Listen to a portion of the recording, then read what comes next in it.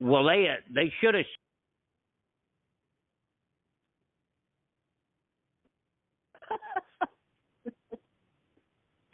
Hello, back. My mouse is too sensitive. Yeah. Hi, Gail.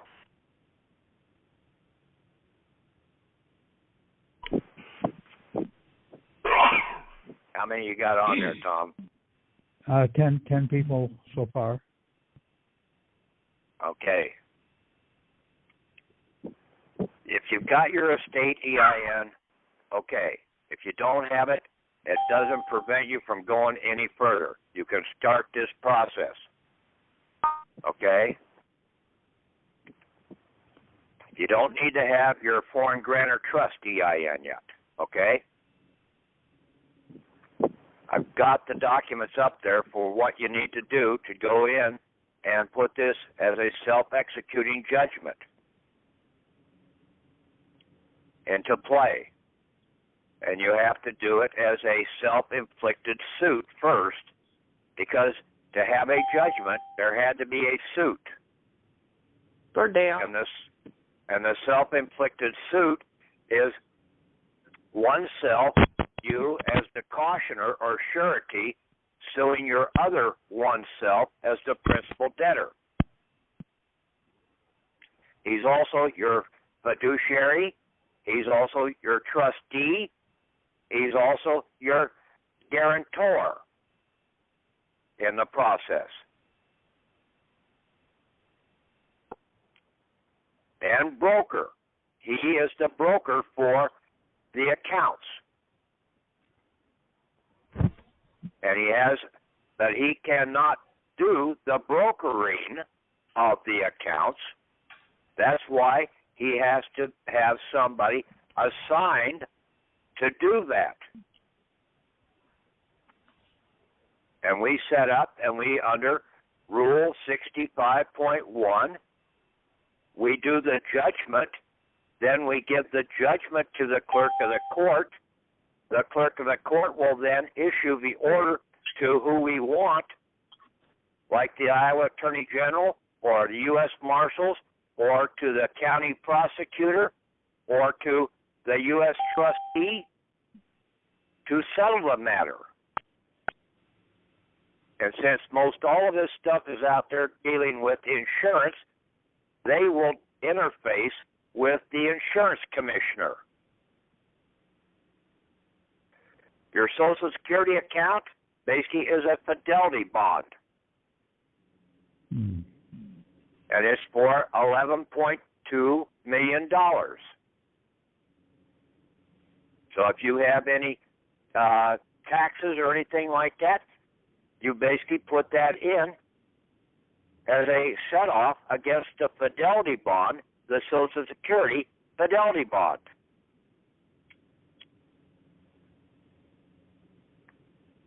You have a driver's license, okay? That has a fidelity bond, or it's attached back to the Social Security fidelity bond. The certificate of title to your house, the certificate of title to your vehicle. These all have 9-digit numbers. We've gone over this before. Everything that I said out here was right on the money, okay? We just didn't have the final process to assign it to the clerk of the court. Now, I put up the Wizard of Oz, the breakdown of the players in the Wizard of Oz. The curtain is the deception that they have out there that you've got to go to court. You've got to have a court case. No, you don't. You hold your own court in your kitchen table to where you're doing a self-inflicted suit, and you rule upon that self-inflicted suit and make the judgment. So it's a self-executing judgment. Everything is about self here. You don't need these other players in the game, because they will only deceive you, rip you off, and everything else. Presto. So we do the self-executing judgment after, and that's our ruling sitting at our kitchen table, writing this up from our self-inflicted suit, and demand whether we need relief, whether we need to have our principal debtor pay the bill, or whatever. Then we have to give the security or fidelity bond over to the clerk of the court. Traffic tickets all have appearance bonds on them. You've already authorized the appearance bond to come in there. The appearance bond is always more than the tickets, than the fine and the court charges and everything. So you assign that to the clerk of the court, and you're going to walk out of that courthouse with money in your back pocket. We, the people in this country, we're supposed to be the insured. We're supposed to be the protected in this process. And I've said that numerous times out here. I had Tom post this latest rewrite, putting a few extra words in there, but down at the very end, on the first paragraph, where I have grantor and principal debtor, you can also put fiduciary, trustee, and broker in there. That guy has many hats, or gal.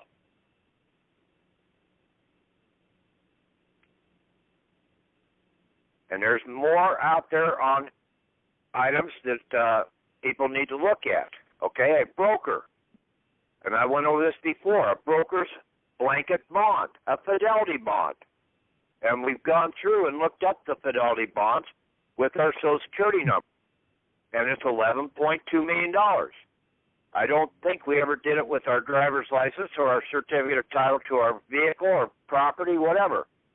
Any other 9-digit number. But I would tend to think that it's going to come up the same way. You don't need commercial insurance. You've already got this state insurance on your vehicle for at least $11.2 million. If the people that, the parents or whatever of the girl that died in Chappaquiddick at the bridge with Kennedy would have known that, they could have gone in and at least gotten $11.2 million from the bond, from the fidelity bond that Kennedy had.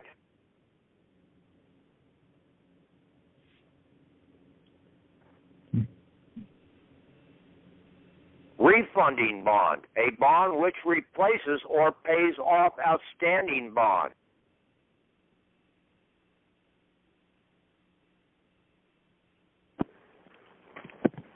Also, refunding bond is a replacement of one obligation with another.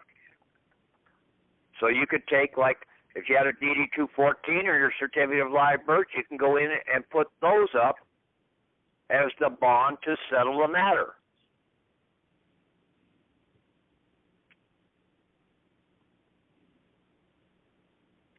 Bonds sometimes required of or given by the legatees or distributees of a decedent's estate in order to protect the executor and administrator from loss arising from subsequently occurring deficiency of assets.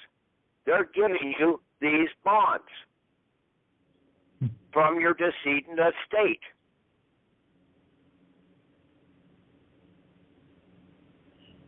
That's under refunding bonds.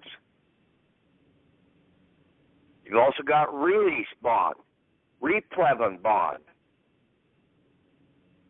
replevy bond, reinsurance reserve,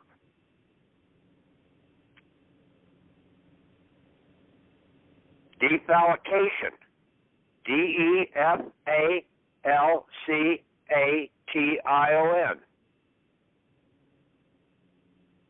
It is synonymous with recoupment and counterclaim. It also is an act of a defaulter misappropriation of trust funds, or, the biggie here, money held in any fiduciary capacity.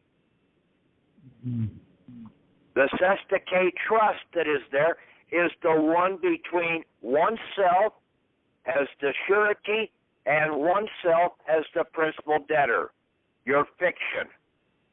That's the Sesticate trust, is that you're trusting your fiction with your assets. And he's holding them in a fiduciary capacity. Fiduciary, a person holding the character of a trustee, or a character analogous to that of a trustee. He is the fiduciary.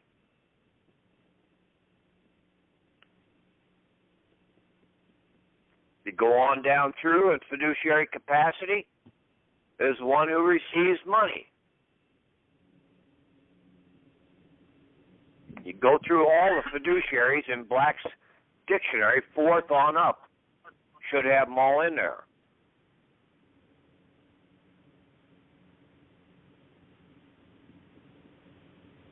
But these fidelity bonds are insurance contracts.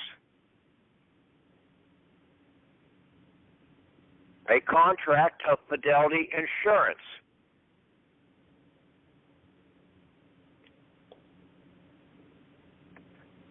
Then you go into insurance contract, and you'll be referenced to oral insurance contract.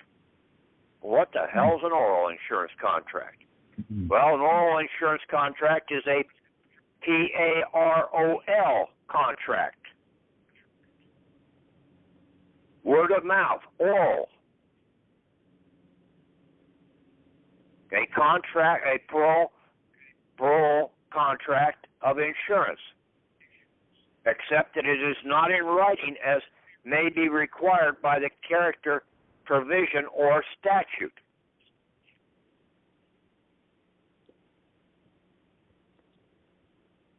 To have the right of cessance, okay, CESSION, immunity from imprisonment for debt of a debtor, that's you, basically in the real world, you're classified as the debtor, who has assigned, by way of a judgment against his principal debtor, the fiduciary, giving to a fiduciary agent. That's going to be the clerk of the court. All his property to settle this matter.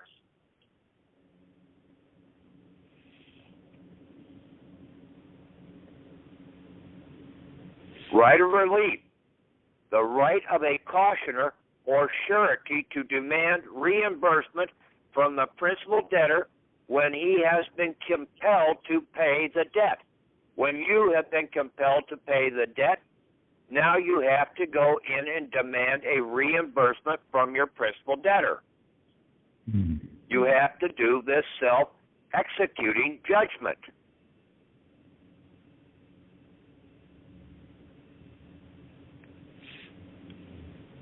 Surety, okay? And basically, the word Bill Smith. Guarantee, which imports a conditional liability, that is, liability if due steps are taken against the principal debtor. The conditional liability doesn't automatically go into effect. You've got to do something. And you've got to take the due steps to take against your principal debtor. You yourself have to do this. Self is very big in understanding what's going on out here.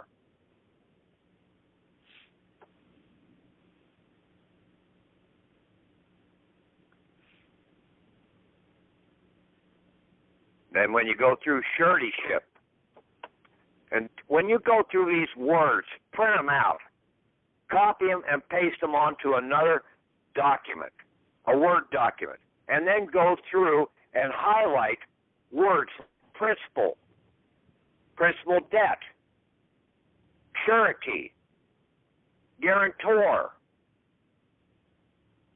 Make them stand out and then reread the thing again.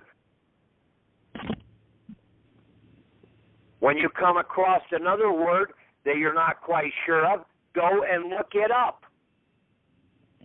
I told you the answer is in the dictionaries, not in the codes or any place else.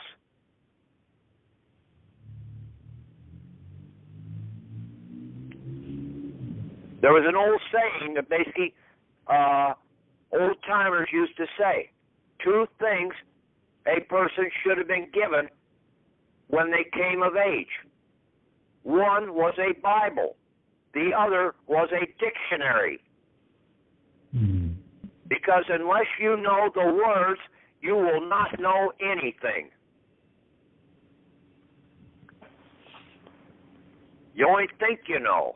And that's what most people out here, they think they know everything, that they're so damn educated and everything. Yeah, they're dumber than rocks because they don't know the words. The answer is in the words. Even the Bible tells you that. You have to know the words.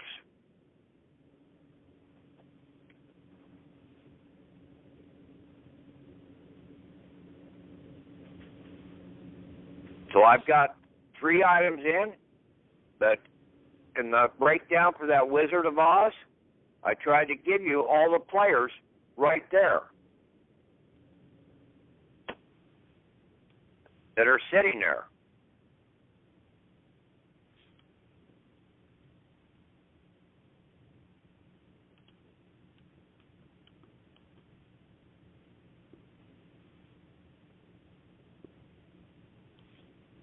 Now, if I can find it.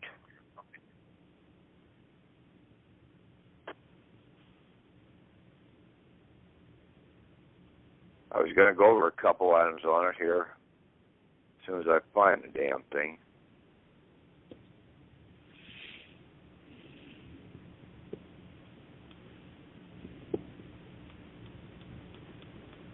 Oh, there it is. Yeah, Dorothy, the one self of the people. She was the self in the movie. Toto, the dog, one who wholly understood and basically was willing to check things out, wasn't scared, went and looked behind the curtain. The ruby slippers originally were silver.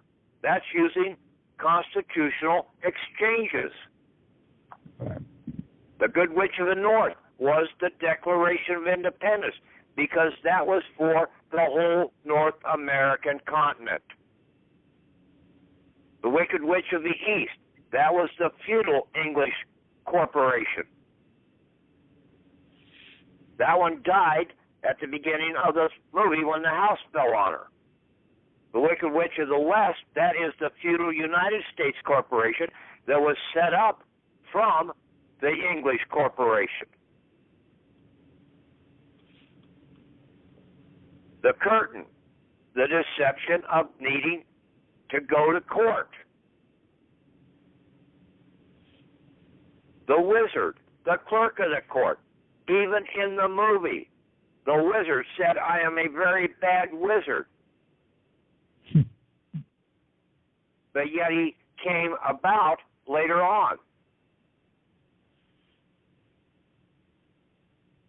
You've got to utilize the clerk of the court for what they are. They're the most powerful person in the county.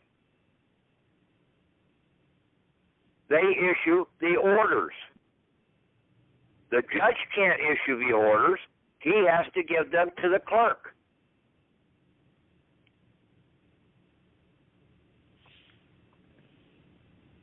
The clerk is the one who issues the orders. The sheriff don't issue orders. He has to receive the orders from the clerk of the court.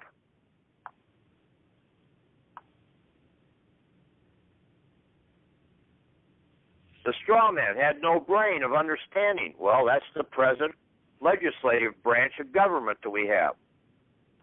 The tin man, no heart for the people. That's the present executive branch. And then the lion, no courage to do what is right. That's the judicial system.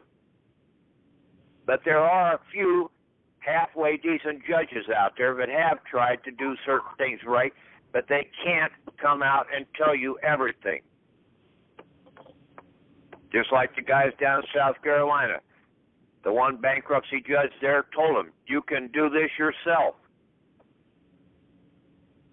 He gave him the key word, self. But nobody knew what to do with that word.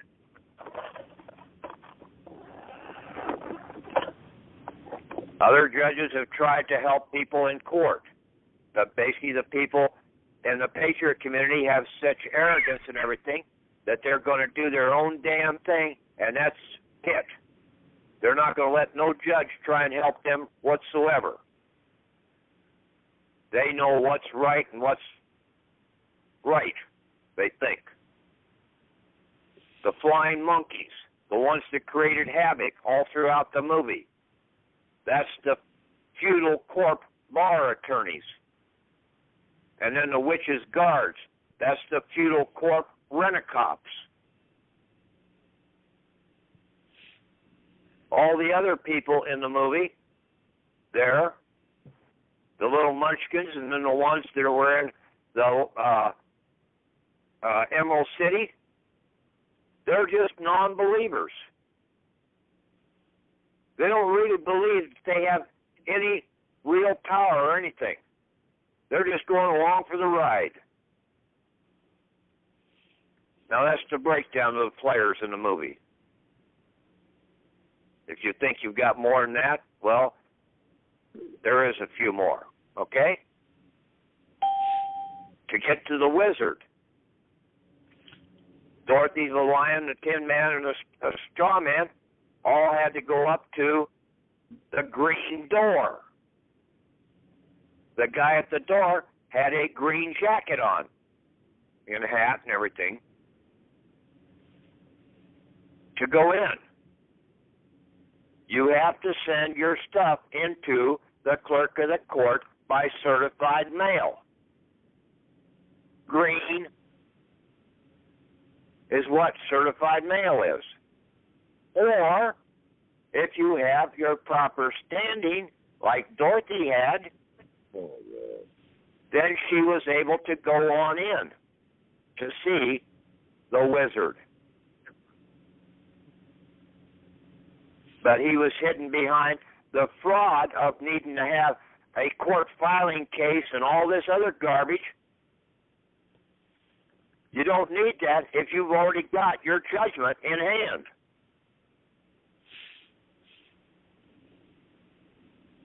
There's not going to be a court case.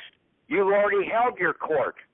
And I tried to go along with that several years back. I knew that we had the right to hold our own court.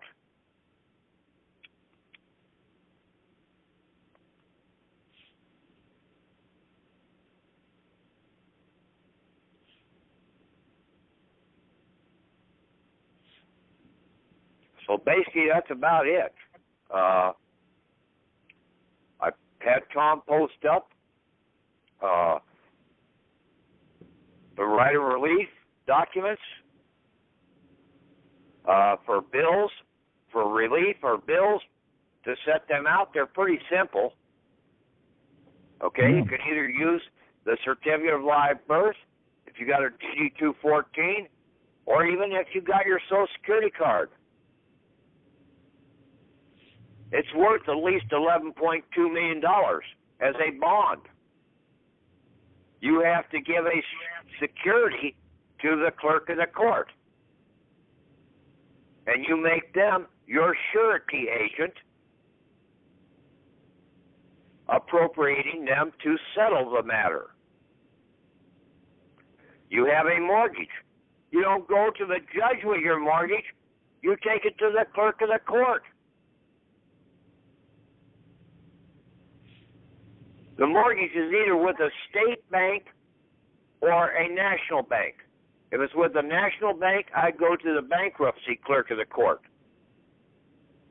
If it's a state bank, I take it to the county clerk of the court and then address it to the county prosecutor to broker it, or if need be, the attorney general. Now, the county attorney works for the attorney general. But you have the clerk of the court issue the order to these people. You don't. I've been trying to go to all these people, and they don't pay any attention to me because I need to first go to the clerk of the court.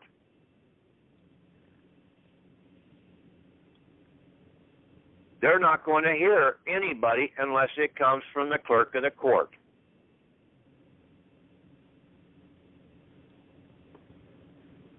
That's why the most powerful person in your county is the clerk of the court.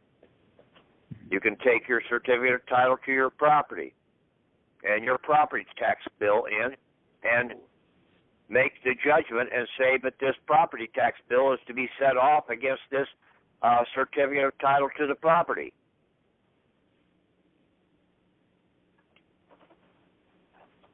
Then they will go to the county prosecutor or to the attorney general, and then they will broker it by way of the insurance division.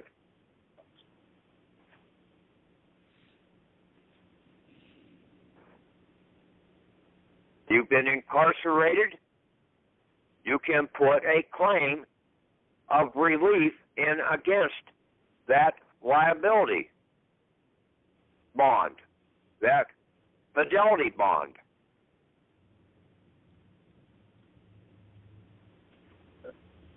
You just have to sit down and try. I've given you the basic templates here. Now you just need to try, and if you're smart enough, put the words down that what do I want into the thing. And then who is going to be the one that needs to take care of it? And you sort of address that this needs to go to this person, and this person.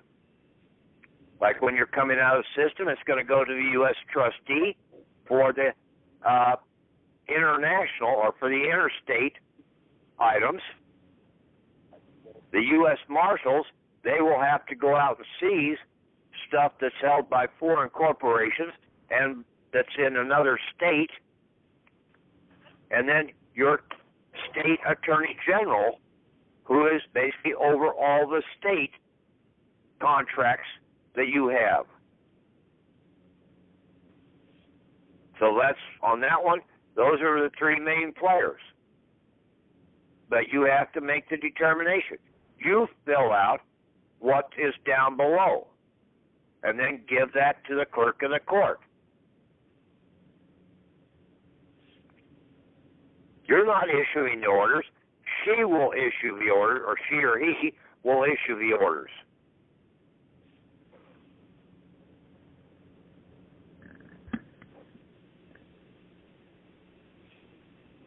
Stay off the damn internet unless you're going to dictionaries. You go into the codes and think you know what the shit's going on in the codes. You have no idea. You do not have the proper combination to break those codes, and they're not for you anyway. because you need to first understand the words. We've done a lot of things out here, and in a lot of cases we put blocking items against some of our accounts. We've either frozen them, blocked them, or something.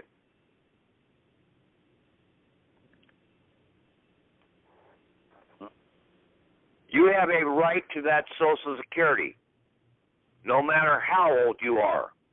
That's 65 or 62 and a half. That is total bullshit.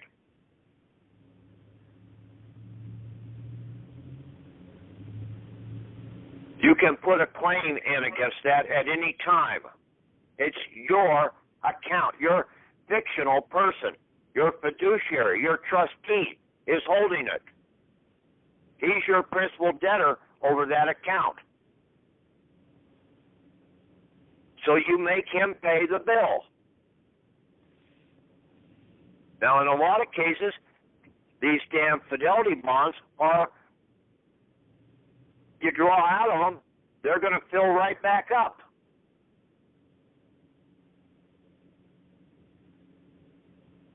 So if you take the whole 11.2 million out, basically it's probably going to be, and you haven't terminated the account, that bond, fidelity bond, is going to fill right back up to $11.2 million.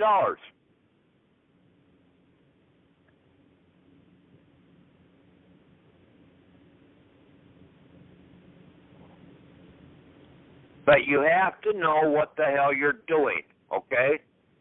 You have to know how to handle the just monetary system.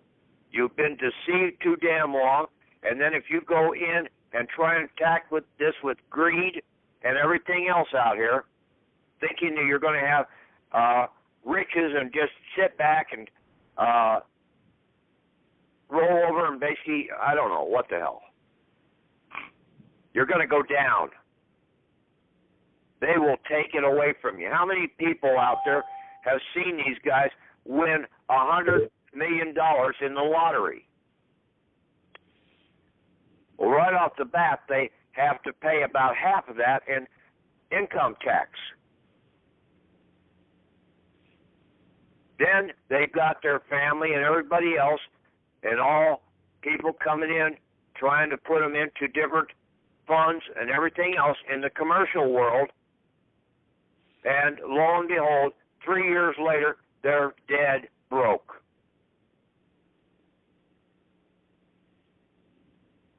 And then they're worse off than basically they were before they won that $100 million or whatever.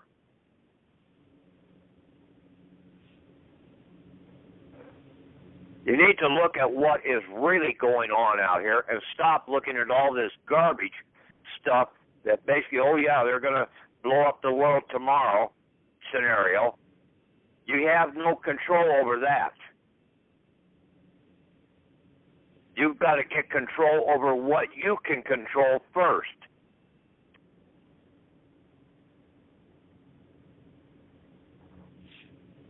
I don't know how many times I've said that over and over again.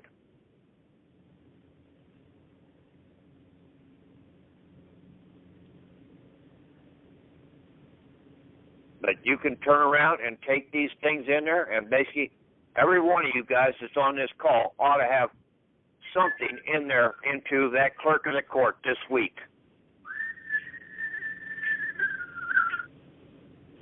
If you don't, I don't want to talk to you anymore because you're just a damn coward.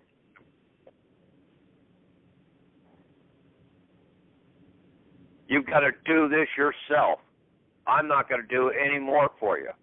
I've given you a $10 million document right here.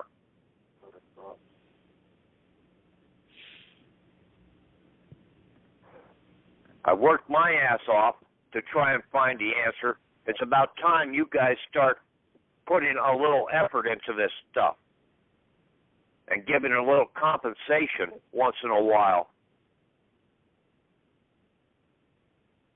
out here. Right now, I am the chief guru in the understanding of this damn thing. Yeah, I'm arrogant as hell because I know who in the hell I am.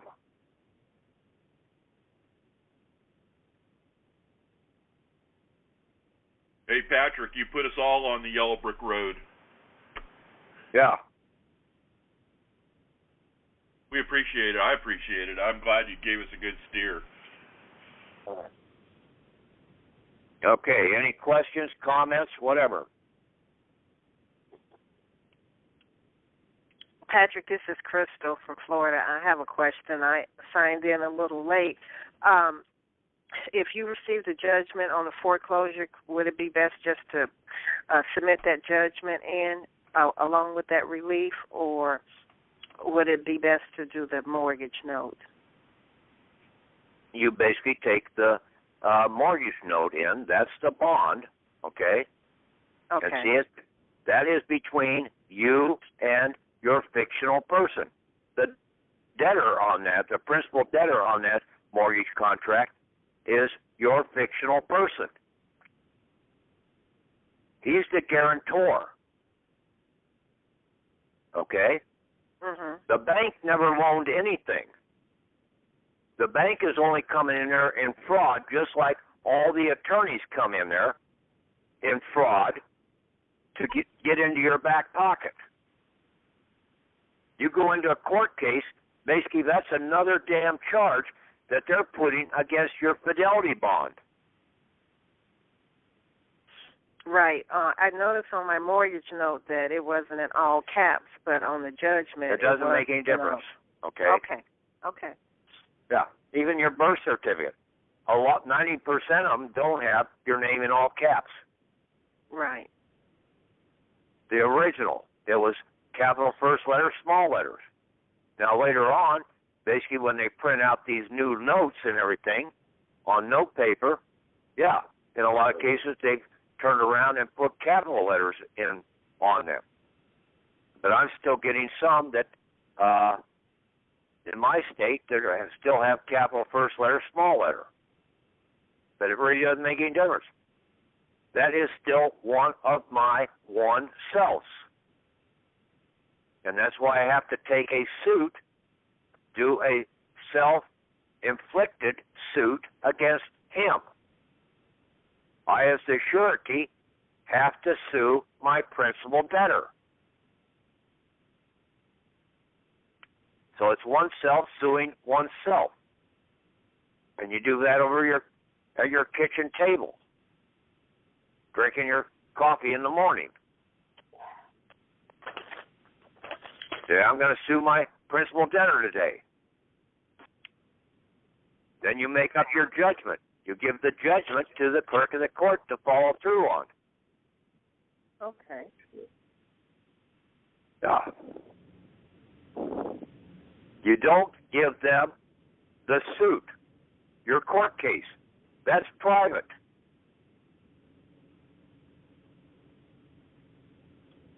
All you have to do is give them the judgment from that suit.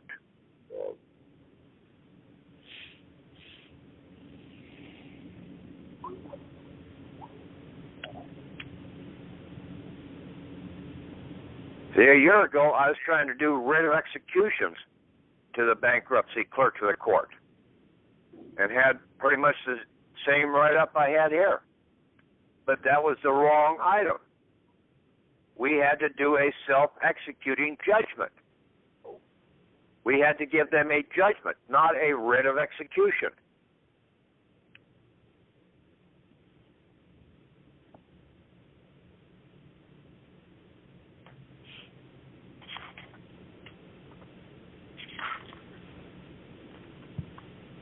Anybody else have any questions?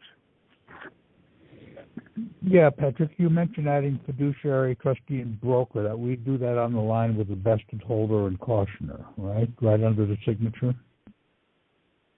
Well, at the very end of paragraph 1 to where it has grantor, principal debtor, you can put all those other items right in there.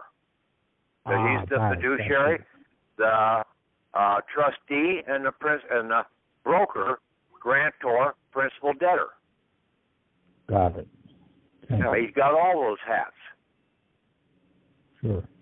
And then, see, you have to assign the clerk of the court to be your surety agent to be able to go and enforce these items, the judgment, to bring about the enforcement of the judgment. You can't enforce it, but the clerk of the court can,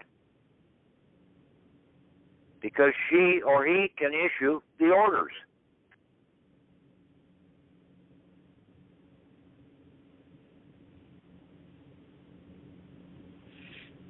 Now, when we get someone out of prison, we go against a certificate of live birth to do that.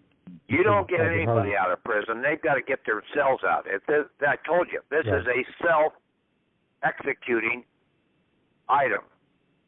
Right. They have to start waking up, okay? And they have to start putting all their stuff away about needing an attorney, needing to go to court. They just need to sit in their cell and turn around and sue their self, their one self, suing the other one, and then write this up. Oh, and then basically give a certificate of live birth or whatever. And in most cases, most people that are in prison, they're already in on a bond. Right. They bonded in. So they could either go against a certificate of live birth or that bond. Yeah, basically in the court case. There was you bonded in.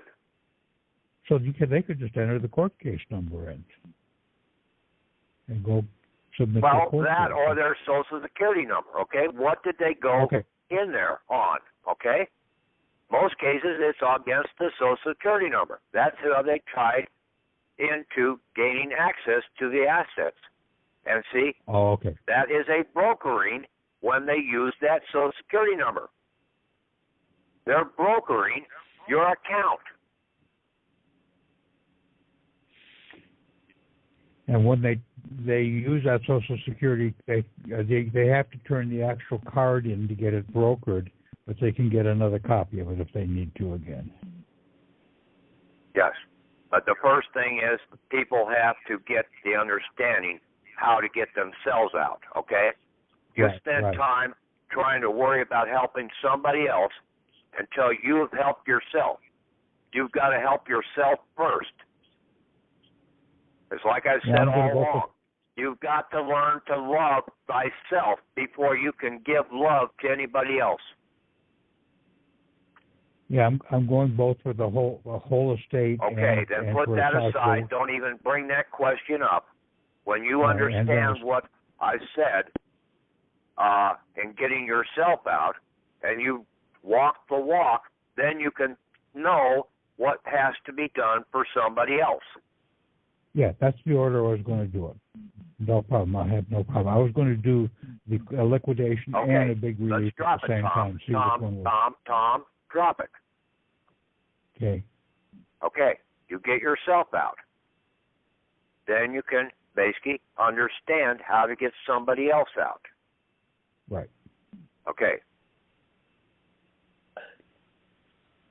Anybody else?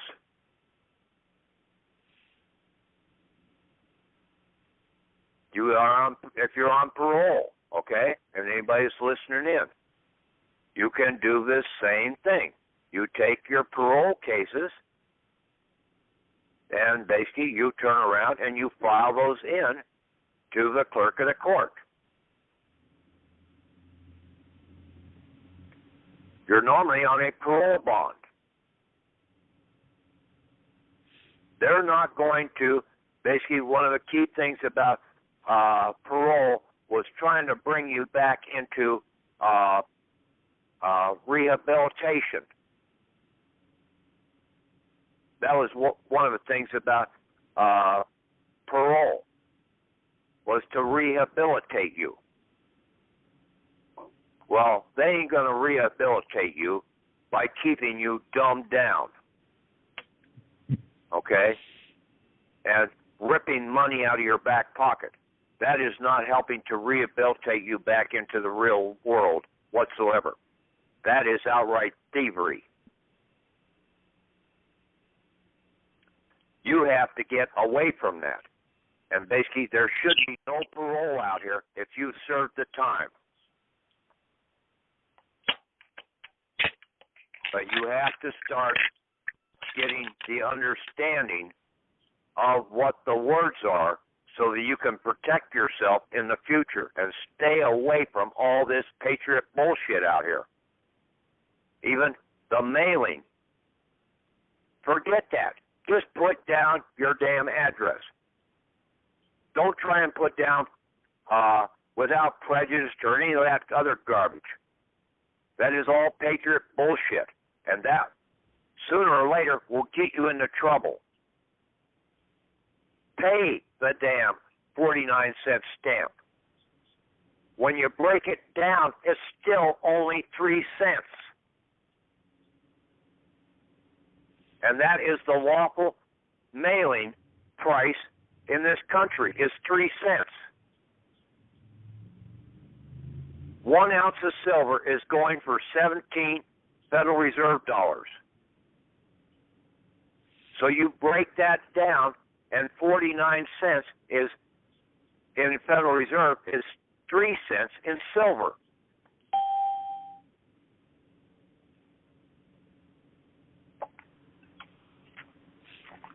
I tried to go over that several months back.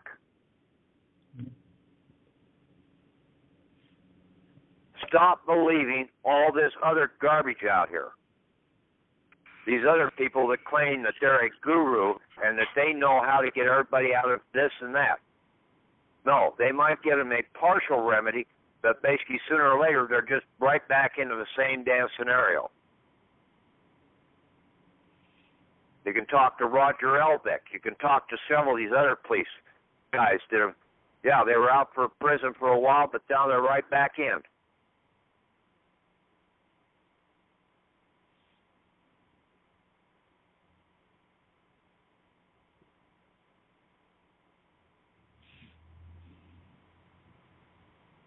Okay, any other comments, questions?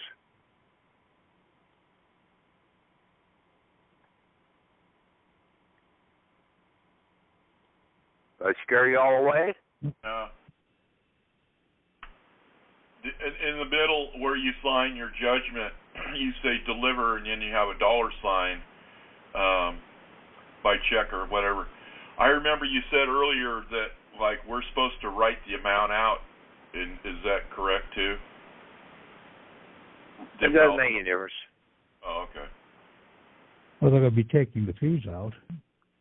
Right now, basically, you're operating in the Federal Reserve System, and that's what the hell they're charging. See, they're not operating. They can't operate with lawful money. Right. Okay. So you just print the number in there. Right.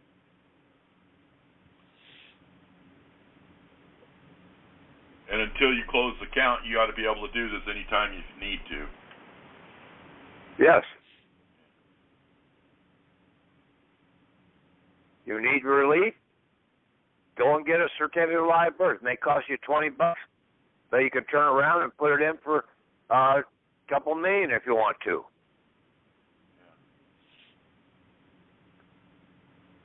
And then have the U.S. Marshals deliver it in cash to you.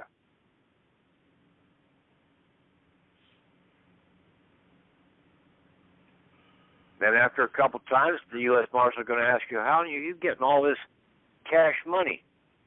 And say, well, basically, like in the movie Brewster's Million, said, I need to hire a new security guard. You want to hire on? Then I'll tell you. And I'll double your salary right now.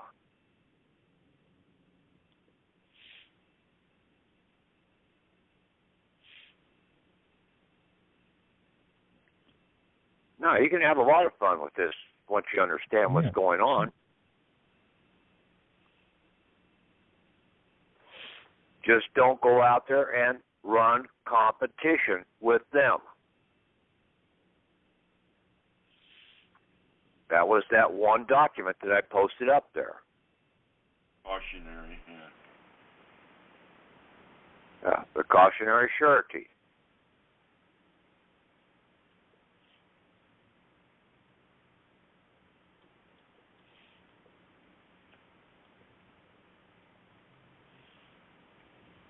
Patrick, when you start using these words appropriately, you're going to start getting some recognition. I used some of them in my court cases already, and basically they knew that I was on to a lot of this, that I didn't have the full item to go to the clerk of the court. I was sitting there arguing with the judge and the county prosecutor. But they knew that basically I had the right items.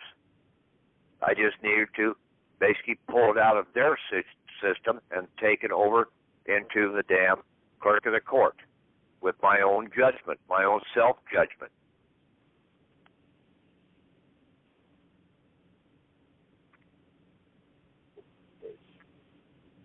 Lady that was just about ready to say something before I overrode her, speak up. Oh, that was me, Patrick. I had a question. What is this? I saw a document that Karen Hudis was going after a judge. She was going after a judge's bond, and she had it posted on her Facebook page, the document, and she had a 2-cent stamp on that document, and she wrote across that. What is that for? Forget that. Don't even try that, okay? Oh, okay. You use certified mailing if you're going after, and basically if you've got a complaint against a judge or something, you're going to have to, and basically they could only have caused you harm. Then you put a claim of harm in against them as a judgment, and you give that to the clerk of the court. Read that Rule 65.1 that I had Tom post up there. At the very bottom, it talks about that.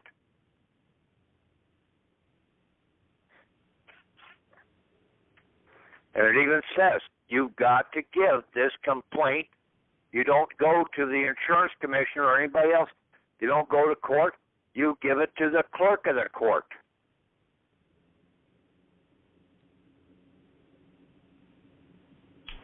And then in a lot of cases, it will go to the Attorney General, who is over all of those officers,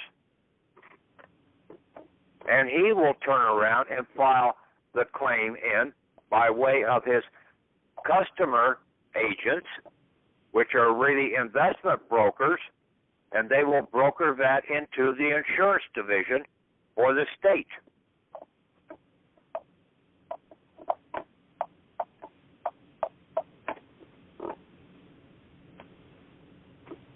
Okay? Yes.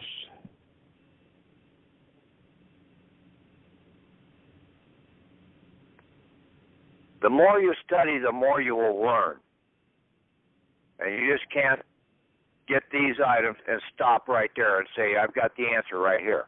No. You need to break down and you need to go and look up all these words. Why did I come up with some of this stuff?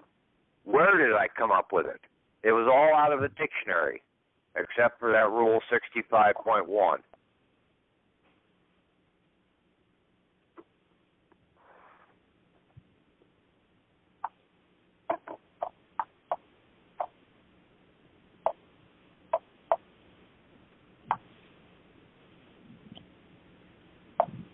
But even there, didn't really need to go that far, because when you understood what the definitions of the words were saying in the dictionaries, you would have come up with the same answer. And I basically come up with the same answer before I came across this Rule 65.1. But putting the Rule 65.1 in there basically gave extra support to what I was doing. It slaps them right in the face with it. Yeah. Now they have nowhere to go. Can I ask a question? No. Yeah, Hello? Go ahead. Come on. Okay. I'm sort of new at this, but I no, you're not. You've been at this how many years now? What? You've been on this call. You've been on this call quite a bit. No, I don't think I have. I don't think I've been on this call. Maybe I have. I don't think so. But anyway, what I was going to ask you was, I wanted to ask if there was any so far, and you guys may have already discussed it, any success stories that could be told by using these methods. Not yet. Okay. I just sent mine into the bankruptcy clerk of the court. Uh-huh. Then they will be getting it tomorrow morning. I sent $7,000 or $6,800 in with my DD-214 to set off that amount in hospital bills. Now, I got another bill the other day, basically coming back from Medicare, and I didn't give them my damn number at the university hospital. And this one was for almost $7,000. Well, yeah, something like $7,000 or something on it. And basically, Medicare was going to pick up, I guess it was about $5,800 or something like that. And it said, I may be billed for $1,260. Except, well, I ain't going to be billed for any of that. Then I'll turn around, and if they can write that off for that amount, and they're writing it off against the liability bond for that Social Security account. That insurance policy. I'll have them write the other $1,260 off, too.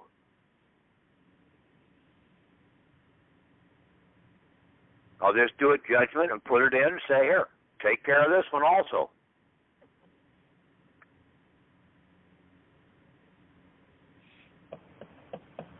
We have had some positive items come out of this. I haven't paid my traffic tickets for almost 2 years. They could have come out and arrested me anytime they wanted to, if they thought that was the thing to do. But basically they knew that I knew too much, and they weren't going to go any further. They were just going to try and let them ride their time out and come off the books at the end of 3 years.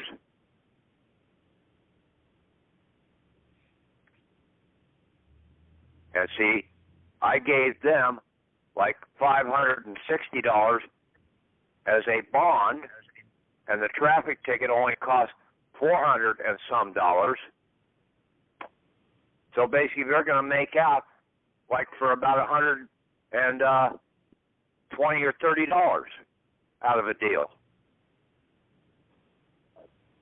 where I could have had that $120 in my back pocket. Mm-hmm. And see, they knew that I knew that that driver's license is an insurance policy. I just didn't have all the right pieces at the time.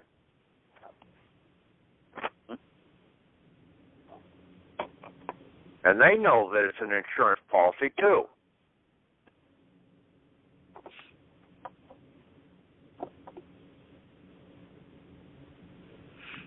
But the judges and the bar attorneys can't say a damn thing about it. They've basically sworn their oath to the devil.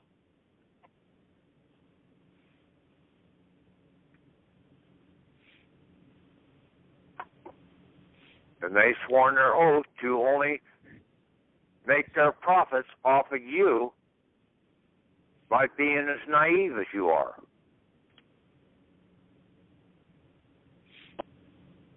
Because you won't break out the Bible or the damn dictionary to find out what is really going on.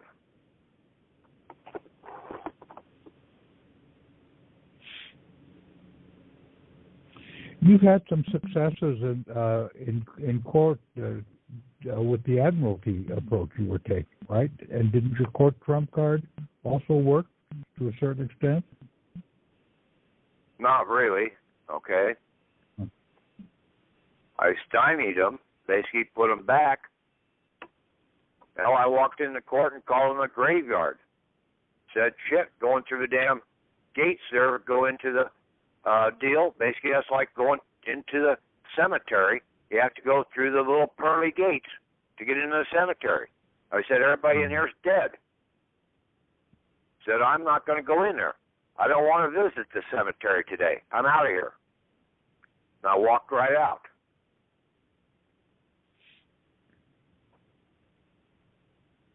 You told them that? They told them they're all dead? Huh? Did you tell them they were all dead? Or you just Well, I told him basically that, yeah, he was caretaker of the damn cemetery, judge and shit. You go into court, you're going into a tennis match. The judge is the referee sitting in that high chair up there. Now, the county prosecutor is the player on one side of the field, and you're the player on the other side of the field. And basically, you're going to throw the ball back and forth and see who wins the most points. And I will guarantee you, 90% of the time, that county prosecutor is going to have more points than you do. You do not go to court. Paul said that in the Bible, in the New Testament. Stay out of court. Well, how do you stay out of court? You make your own judgments, and you give them to the clerk of the court. You don't even go into a court. They're fictional courts. You hold your own real court at your kitchen table.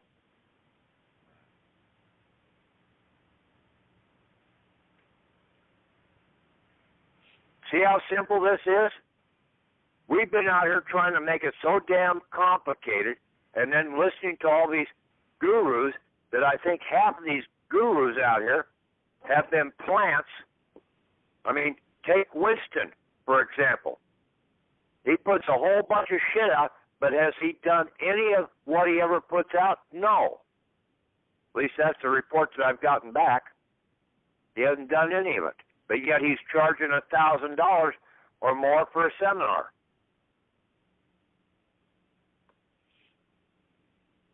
Half these other guys that are out here, they're getting you like McBride and his damn postal general system, postmaster general bullshit. Now supposedly he's in jail. Tim Turner, he's in jail. I'm not in jail, but yet I probably put more shit out there than anybody has in this whole damn process. I mean, I've hit the Attorney Generals, I've hit the Secretary of State, I've hit the Secretary of Treasury, I've hit the Inspector Generals, I've hit the Postmaster General, I've hit every damn court there is in this country with documents. I've hit the clerks of the court with different things, but I didn't do it right when I went to the clerks of the court. I've hit the banking commission. I've hit the comptrollers of the currency. I've hit the comptrollers of the state. I've hit the insurance commissioners in the state. I've hit the Bureau of Public Debt. I've hit the Federal Reserve. I've hit the Social Security Administration.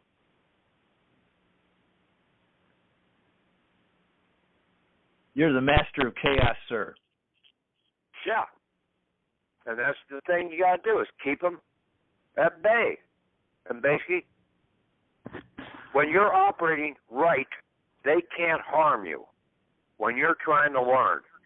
But you do something outside of that to where you try and infringe upon their trade by writing bonds, you're going to get in trouble.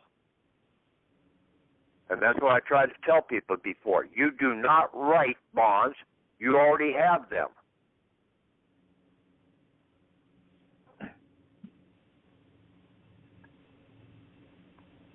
Everything you said is spot on. I'm sure you hold the world's record. Oh, I take after my great grandpa.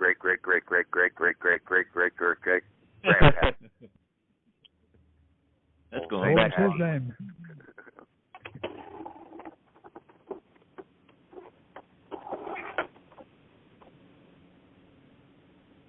Trying to drive these snakes out of here.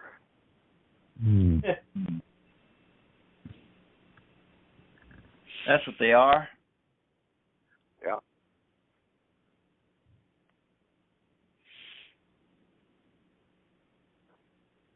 Okay, any other comments or anything on the documents that you don't quite understand? I know there was discussion on Tom's Skype group about this self-inflicting suit. People are saying, "Oh, we can't do that." No, you've got to do that. How do we go to court and sue ourselves? No, you don't go to court. Table. You held it over your kitchen table. Right. So you go get 2 coffee cups, you fill one up with coffee, and then basically you just leave the other one empty, and then basically you're sitting there talking back and forth to your one self. Because he can't drink coffee.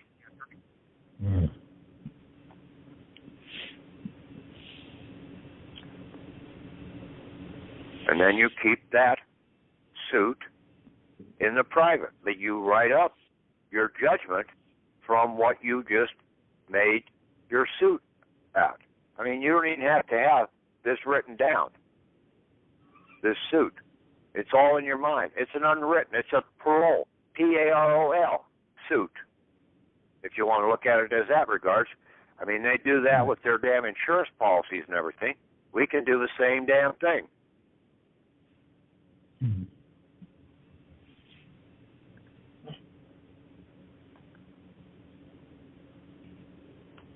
So if you want to say self-parole, suit, whatever.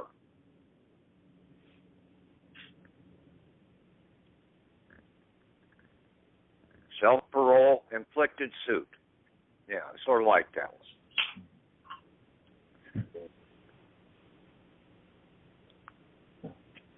Yeah, see, when you start learning the words, you can use the words to your heart's content to basically stifle the living shit out of them.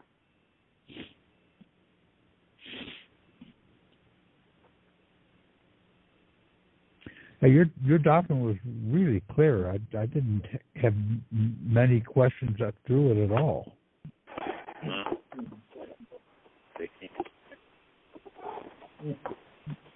Though it is right that the actual application to different situations, you really do have to think it through. But you've got the main ones right there. Yeah. And if you've got a Social Security number, use the damn thing, okay? You've got an insurance policy with that damn thing. All these people have been listening to the Patriot bullshit to try and get rid of it.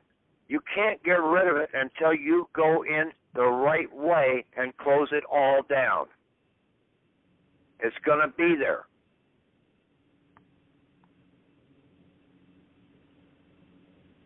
Driver's license, bank accounts that you've had. Basically, some of the bank accounts are still open. Yeah. What kind of EIN number should we get? An executor number, or are we going back to foreign grantor estate? No. Foreign grantor is totally different. The estate EIN number is what you need if you're going to get one. And the template's up there for getting it. Your deceased person, your fictional person, died at 25 years of age. He's dead. Now you're the executor, or you're the surety over him, and you're getting an estate EIN so that you can access his funds and bring them out of the system. Yeah, I got because he's dead. I got a 4-6- estate number. but I think I need to back that up with a hard copy, send it in, and make sure that they have it logged in right. 4-6, if they gave that to you as an estate EIN, use it. I may have not put in the right dates to obtain If they gave it to you and they said, this is for the estate of whatever your name is, that is an estate EIN. Okay. Right. I've got a 61 series number. A lot of other people have 37, 38 numbers. I had no problem getting it. I just did it online. Okay. Then use it. Yes, sir. If it's not right, they'll let you know. That's for sure. Okay. Okay.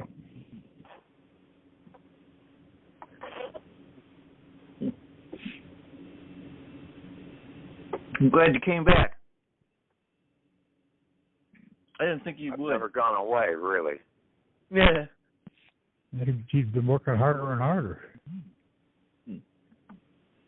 I was worried your health was taking you down. I'm not that hard to track down. My phone number, my address, everything is right out there. Right. Yeah, I call you all I've the got it time. posted on more documents out there on that website than you can shake a stick at. He's I'm not actually that asking hard about to your. find. He's actually asking about your health. I think people are curious. Yeah. It sounds like you're doing very well. Well, that basically turned around and it was all a lot of fraud. Basically, I put a virus into myself or a fungus, and basically then it got into my spleen and got out of control. And one of the key things is, and I just did it again here recently, and I haven't been taking their damn cancer drugs since March 2nd.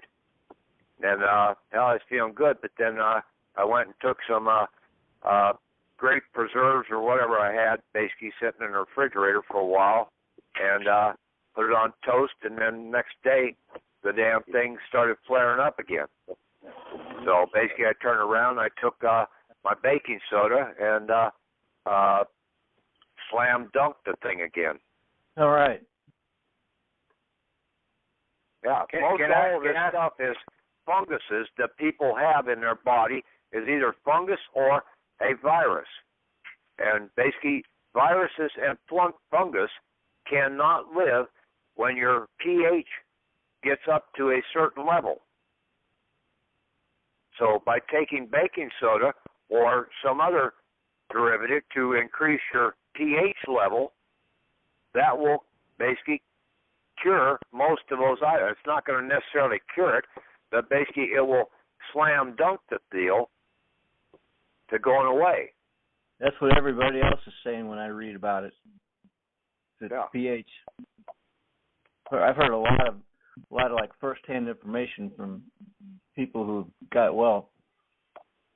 Yeah, Can I help you you guys? run through it, you're not going to really believe it, but that's damn simple. Everybody thinks they got to go to a damn quack doctor to have them tell you what the hell to do. Yeah, Can I help you guys on that a little bit? Yeah, let's hear the protocol. Let's hear the protocol. The protocol? What is the protocol? I don't know what that protocol is. Talk about baking soda or something. No. I was going to talk about something else. There's an article on the internet. Put this down and everybody pick it up and read it. It's called Kerosene, the Universal Healer.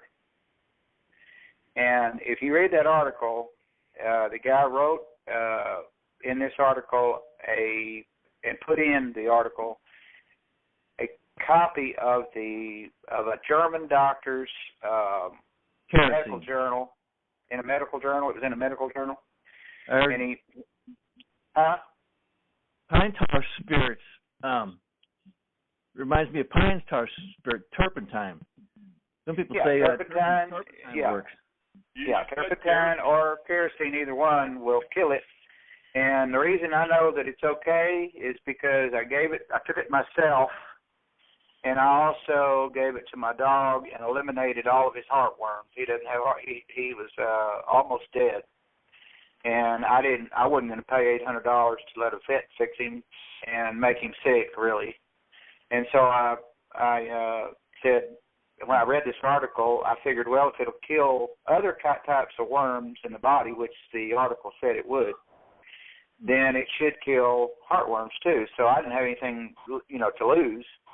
So I started giving him a tablespoon of kerosene a day for about at least 2 weeks. He wouldn't eat. He wasn't eating. Couldn't get him to even eat a hot dog. I mean, he'd turn his nose up. And so about 2 weeks, he starts eating a little bit. Well, in 4 weeks after I was giving it to him, he was more active than I'd ever seen him before, eating more heartily than I'd ever seen him before. And so I knew the worms were gone. I never saw him come out in his stool, and I watched, but I never saw it. But apparently it just broke down into the bloodstream and was eliminated in small pieces because I never did find any. But it did get rid of the heartworms, and that was at least 2 years ago when that occurred. And he's fine now. He's just as active as he can be right now. And so I took it. I was taking it, and when I first started taking it, it's the only problem with kerosene is the smell. It does not taste. It has no taste at all. It's like water. It tastes just like water, but it's got a smell, and that's the only thing that's strange about it. But after you take it a little while, the smell will, you won't even think about it. It won't even bother you anymore. And I had a lady that was having problems with cancer that took, she was taking 3 tablespoons a day, one in the morning, one at midday, and one at night. And she was 80 years old, and she was taking it, and it didn't hurt her. And so all this stuff they're trying to teach you about petroleum being a problem to you is doctors trying to protect you from taking it because it is good for you. It really is, because if you look at the chemical... certain ones maybe in the little doses, but there's other remedies out there like turpentine. Where does turpentine come from? It comes from the trees, right? Okay, from bark. Mm-hmm. And basically, what did God give us? God gave us the natural plants to basically give all remedies to the people. Industrial hemp. Basically, the seed, the oil from the seeds in industrial hemp. People used to smoke the leaves. There is no cancer, or there was no cancer in Iceland. Why? Because they ate fish, and basically they had cod liver oil. Okay, high doses of that, and basically that will also accomplish the same thing. Castor oil is another one that people have gotten away from. Normally, when I was growing up, castor oil was one of the big things that we had to take as a child. Right. Okay. Also, a little grain alcohol or brandy in a little lemon juice or whatever was good for curing different things. But they don't do that anymore. Well, the problem with let me tell you what this German doctor said. This is real important for everybody to understand. If they don't read the article, you need to go get the article. But he said that every patient that he had ever seen that was sick with any malady whatsoever had a high content of candida, which is fungus in the body. Right. And he said that he had to, by seeing that, he had to determine that the candida was the cause of all the maladies, right? Or it was the basis for all the maladies. And so he started studying where it was coming from, and he found out that the source of the candida that the people were getting was from, you'll never guess what it was because it's so innocuous, nobody would think about it, but it comes from antibiotics that the doctors give everybody. I don't care if you've got a scratched finger, you go into a doctor, he's going to give you some antibiotics. And those antibiotics increase the amount of candida that actually is naturally found in your colon. It's actually naturally found there, but what it does, the candida, what it does is it increases the amount of that fungus, and it overtakes not only the body, but the cells and body. It also goes into the bloodstream and causes backflow on the heart, which I believe sincerely is probably part of the problem with heart disease, where people have a problem with blood flow, is because of the candida that's inside the bloodstream. And so the kerosene and the turpentine both will get rid of that candida and bring it back down to normal, so that you won't have to ever worry about cancer, or probably many maladies you won't have to worry about anymore if you'll take it at least on a maintenance basis. Yeah, you know, or if you keep your pH periodically up, and then you get the right amount of vitamins into the body in the proper from the proper sources, not from necessarily all the pills that they have out there, because they're wasting a lot of things. Well, to show you what's important about the kerosene and turpentine, if you look on the cans, I looked on the cans, both the cans I've got, and they say that if you ingest this product, that you're to call the doctor immediately. Well, it doesn't say one thing that's important. The United States labeling laws say that if a product has been found to be poisonous to humans, then it must have a skull and crossbones and also the word poison on the can, right? Well, neither turpentine nor kerosene, either one, has those labels on there. It just says that if you ingest it, you're supposed to call your physician. So, if you take kerosene, then call your physician and tell him you ingested kerosene, and tell him I'll see you later, and that's all. You know, just go do what the label says and forget about it. Because it's not poisonous, obviously, because if it was, it would have poison labels on it. And so that's how the doctors have kept people from using those products. And the product itself, if you look at the chemical structure of both turpentine and kerosene, I know there's some differences in the two, but if you look at them, basically what they are is two things. Hydrocarbon. That's what they are. They're hydrocarbons. And the body is made up of nothing but carbon. That's what you are. You're a carbon being walking on the earth, right? And so carbons is very good for you. And hydrogen is the other element. And it's not poisonous to you either. You breathe it right in the air, hydrogen. So hydrogen and carbon, neither one is poison to you. So you can't say that it's a poisonous product, because that's all it is. You know, when you go down to have your car inspected, for example, that's what they're looking for. Unburned hydrocarbons, meaning unburned gasoline. That's what it's looking for, see? Now, I know in this article, this is interesting. In this article, it talked about a man, he was an Asiatic man, and it said that he had been drinking gasoline for 42 years. And I talked to a couple of my friends that said they knew people that were addicted to gasoline too. And this guy, I guess, was drinking it because he couldn't afford to buy alcohol, I guess. At that time, gasoline must have been cheap. Does he get? Huh? How many miles per gallon does he get?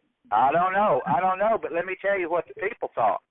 When the people looked at him, they thought he was 40 or 50 years old maximum, but he was actually 70 years old. And the doctor, this German doctor, said that the reason why that is because candida ages you faster than normal, and it causes wrinkles.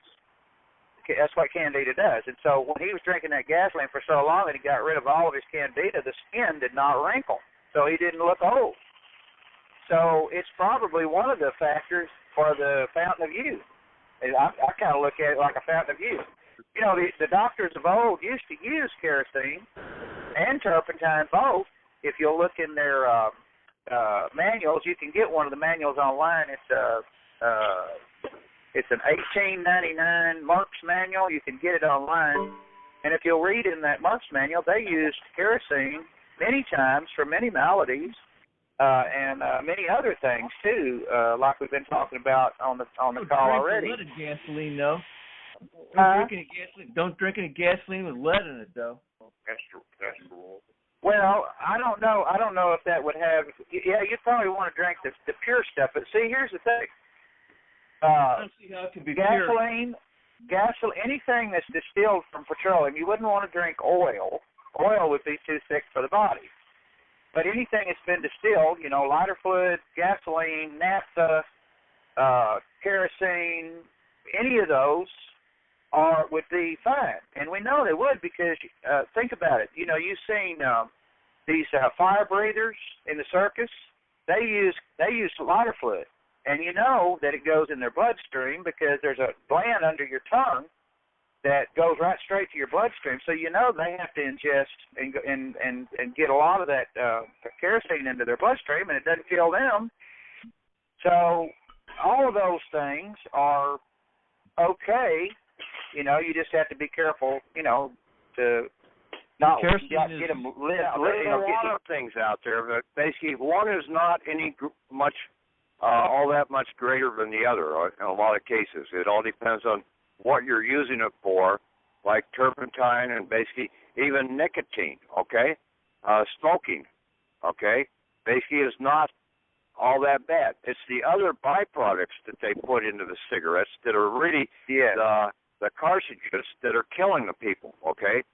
Right. Regular tobacco is not the killer, the monster killer that everybody thinks it is, okay? No, it's not. It does a certain thing. It plates out, and basically you can go back into history that basically in a lot of places that has smoking in their buildings, and when they allowed smoking in the building, the nicotine and the tar plated out on the ventilation system and basically trapped the microbodies there, and basically they didn't have as many diseases or colds or anything like that as they did as soon as they stopped smoking in those buildings, and basically the sickness increased drastically. Yeah, they're breathing fungus now. They're breathing fungus. Remember the Legionnaire's disease from an air-conditioned event? Legionnaire's disease? What if that would have helped? Hey, nobody spoke about what the protocol was for baking soda. Is that like a half a teaspoon or a whole teaspoon or a tablespoon or what? Well, just throw a couple quarter tablespoons or a teaspoon into a glass of water and drink it as much as you but don't overdose it, okay? Because and then check your pH. You can go and get pH strips at the drugstore. Right. Listen. See, a lot of people that have diabetes, they have to check their pH periodically. Also, if you go to swimming pool supply center, you can get pH strips there. Now, they're going to have a certain level up from about 6 to 8, I think it's the ones I've got. You can use beet juice, too. I think beet juice turns clear when the pH goes up. But you don't want to take it up too high because that can go the other direction, too.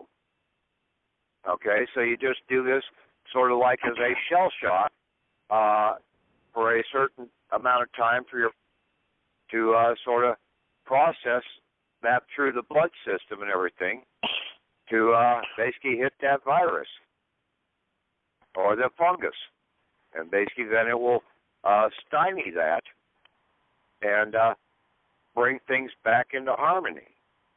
But there's a lot of things out there. I mean, like I said, used to have castor oil and cod liver oil, and people don't take that much anymore. And they have you those. You can't hardly find that no more. Huh? You can't hardly find that in the drugstore anymore. Yeah, you can. If you look cod liver oil? Yeah. No, castor oil. Both of them. Cod liver oil they have in tablets, okay? Castor oil normally comes in bottles. Oh, castor's from a castor bean, right? It's from the castor bean? Castor oil. Basically, that was one of the key things that all the wagon peddlers back in the early history of this country were running around selling stuff out of the back of wagons, okay, as miracle cures and stuff like that. Well, old man Rockefeller, the original old man, basically he was one of those drug peddlers or wagon peddlers or whatever you want to call it. I guess the outcasts used to call them quacks too. I guess Castor is a weed. But yet they had some good things, okay? They weren't operating under the medical society. That's why they were called quacks. Yeah. Yeah. Just like they do with all these natural people out here. They call them quacks that are dealing with natural drugs and different things. Yeah. Quacks that cure disease. Yeah. So, okay. Anything else on those documents? No, we got to do them. Okay. Let's get right to them, guys. Okay. We'll talk to you later. I'm off. Thank you. Thank you very much, Patrick. Okay. Okay. Thank you. We could just call him clerk of the court. We